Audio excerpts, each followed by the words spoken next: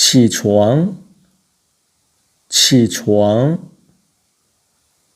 起床ตื่นนอน刷牙刷牙刷牙ถูแขว洗脸洗脸洗脸ล้างหน้า梳头梳头梳头หวีผม吃早饭吃早饭吃早饭กินข้าวเช้า吃午饭吃午饭吃午饭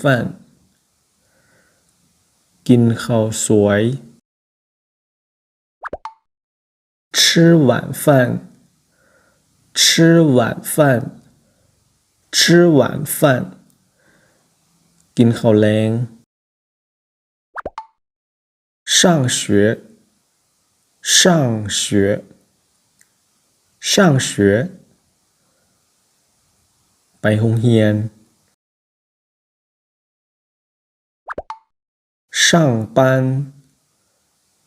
上班上班ไปการ回家回家回家กลับบ้าน做饭做饭做饭แต่งกิน洗澡洗澡洗澡อาบน้ำ